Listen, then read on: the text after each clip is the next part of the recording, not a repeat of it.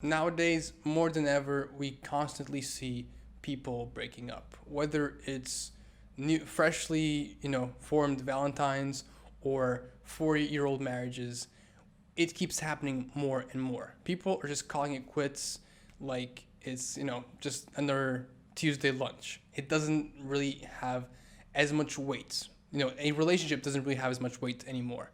And I wanted to get into this because you've heard it before. The partner you choose for your life is one of the most important decisions you will make in your life, right?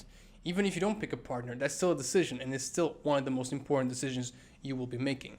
And right now, I want to focus on that. I want to focus on things that are related to you personally and improving yourself, in your mind and how you make decisions and how you see the world. And look, there are a bunch of different factors that could explain why there's so many breakups. One of the most obvious ones is the internet, because nowadays the internet shows, well, at least it makes you feel like you have so much to choose from, right? So many people to choose from. Like that old saying, there's a lot of fish in the ocean, couldn't has never been more visible for people nowadays. You can just download a dating app and you can just swipe away and you're like, wow, this is never ending, unless you live in a small town, but that's a different conversation. The point is, people are living in a situation where they're like, I got a lot of options, especially women. Men, like, unless you're in the top 20% of men, I guess you don't really feel that way. But and I don't know if you know this, most breakups and most divorces especially are initiated by women. So it is perfectly acceptable to say, as a fact, that it's easier for a woman to give up on the relationship than for a man. And I think the reason is women are just more demanding. In the majority, I'm not saying all women are like that, but the majority of women are more demanding than the guy. That's why you hear a lot of stories like, oh, my wife says I don't do this enough, or that and that. And the guy, I mean, sometimes you hear guys complain, but not all the time. It's more rare, and it could also be because guys keep it more to themselves, right? But at the end of the day, I feel like men have lower standards for a relationship than women do in general. Because, honestly, personally speaking, I have a lot of standards. So it is just a generalization. That's all I'm saying here. But the point is, since women are the ones who initiate the breakup more often, naturally, that being the sex that feels like they have the most option, that will breed more breakups just because of social media, of dating apps, etc. Right? That's the number one thing.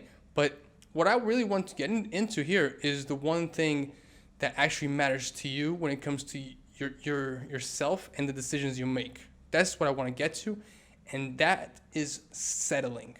That's what I want to talk about. Settling.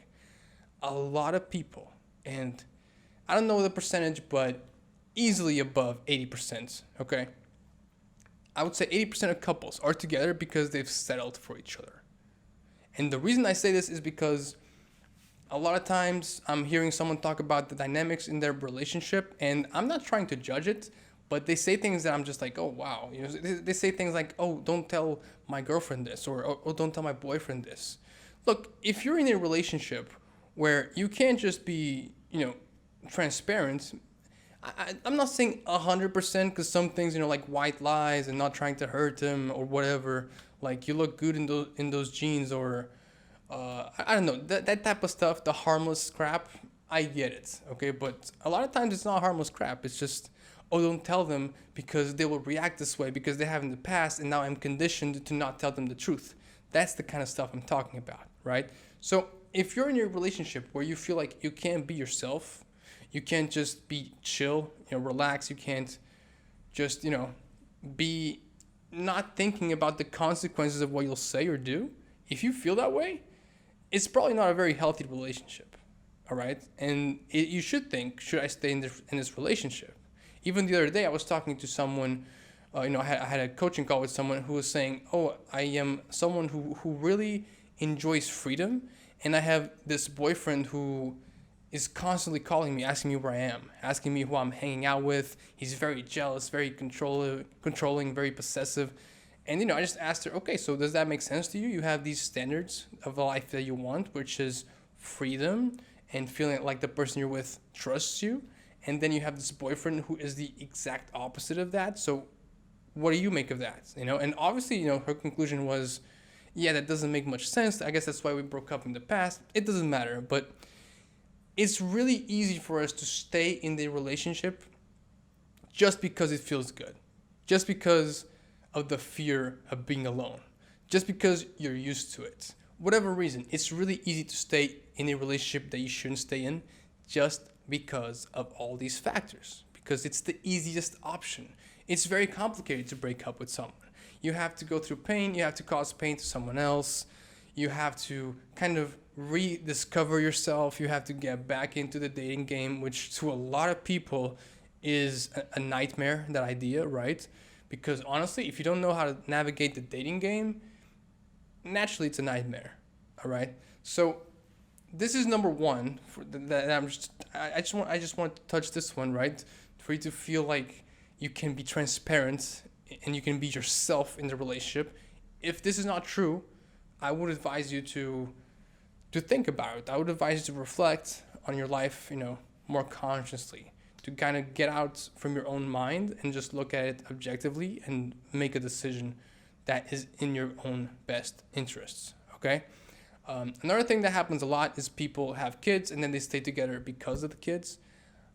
This might be controversial, but I couldn't disagree more. It doesn't make any sense to me. Hey, let's be together and hate each other all the times and have our kids watch that hate happen. And that's better than just, being honest and saying we don't like each other. That makes no sense to me. Staying together because of kids is literally stupid. That's my opinion on this. It makes no sense whatsoever. You're just making an excuse to not go ahead and make a tough decision that will hurt your kids. But even though it hurts your kids will get used to it. You just tell them, hey, we're your mom and dad. That will never change. We just don't want to be together. That's it, okay? The kid will cry. The kid will be sad. But the kid will get over it, all right? Stop using kids as an excuse to stay together, because it doesn't make any sense. All that's going to happen is they're going to see a terrible example of a relationship, because you're going to see their parents as the example, and then it's like, oh, so this is what a relationship is: two people just always bickering and having resentment towards each other. Okay, maybe I should just stay single. Why would that be wild for a kid to come up with that conclusion? I feel like that's entirely logical, right? But the other point I want to make about settling is now it's more like when you meet someone, right? So I think a lot of people, if they really were asking themselves, hey, do I actually have that love feeling for this person? They would have to say no. Because I see a lot of people who just get together because they're both nice to each other, they both enjoy each other's companies, and then on paper they're a good fit and their friends like each other and their parents are also like them or whatever. They're like, oh, this makes sense. And that's the worst mistake you can make, because this makes sense. That kind of relationship is doomed from the beginning. Maybe you can have, an amazing outcome and be married for 10 years, but eventually you're gonna cheat on each other, or you're gonna be like, you know what, I don't actually love you. I don't think I ever have. And so why did you just waste that person's life? You just wasted 10 years or 5 years or 3 years of that person's life because on paper it looked good. What the hell are you talking about, man? It doesn't make any sense to go on paper. Here's the thing. You need to have a spark. You need to really feel that thing about that person. You need to almost be addicted to being with that person, not in a codependent way, but just like feel really looking forward to being with that person, really enjoying talking to that person, really enjoying being around with that person doing nothing, right? And if you don't, you just have to accept that you didn't meet the right person and you need to keep looking. Stop being lazy. It's one of the biggest decisions of your life.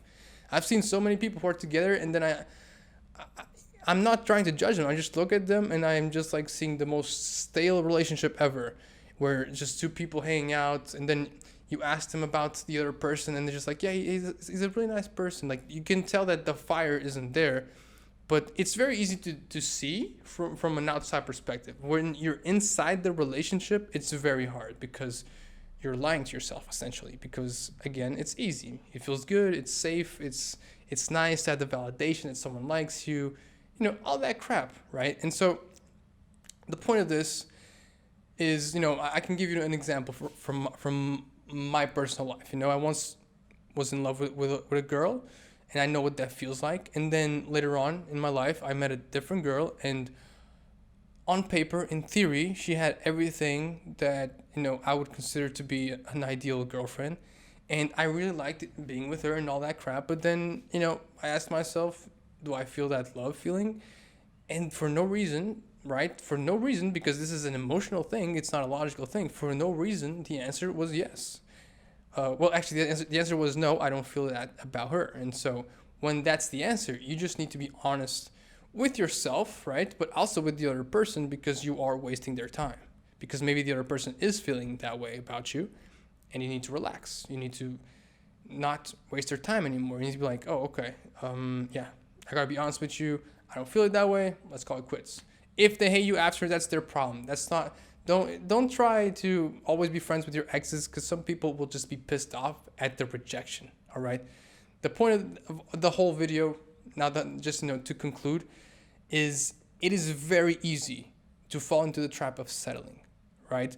Maybe you've been single for a long time. Maybe it's been a long time since you've met someone who actually enticed you in that way, and you don't give up, but you're kind of demotivated, and you meet someone who's amazing on paper, and you're like, why not, bro? Right? Like, why not? It's better than nothing. You start to tell yourself whatever it takes to convince you to just stay with her or him, and then you're making a mistake. And the worst part is you're really screwing the other person over, because they've never had a chance, and they don't have a chance, but you're still gonna take away years of their life, right? And dude, if the spark isn't there, it's like a lot of guys complain that women don't like nice guys. That's because nice guys don't evoke that spark within them. That's it. You gotta accept that. You should actually be thankful that the woman can be honest enough to be like, yeah, I'm just not into you that way, because that will save you time. Rejection isn't all bad because it saves you time. All right. So next time you're in a relationship, keep thinking to yourself, am I deciding to be in this relationship every day, or am I just staying in the relationship because I'm used to it? Because you should wake up every day and think, hell yeah, I want to be with that person. That there should be no doubt, basically, right? There's problems and that stuff, but the doubt of wanting to be with that person every day should not be there, all right? And honestly, in my opinion, until you find that person, you might as well be single, because at least you get to know yourself, you discover yourself, you're free, you're not wasting anybody's time, and in the end, it's better, karmically speaking. So, next time you're in a relationship, or next time you're considering making something more serious, maybe, even getting married, make sure that you think all of these things through. Make sure you are not settling, and make sure the other person isn't settling either, because you could be on the receiving end of someone settling for you.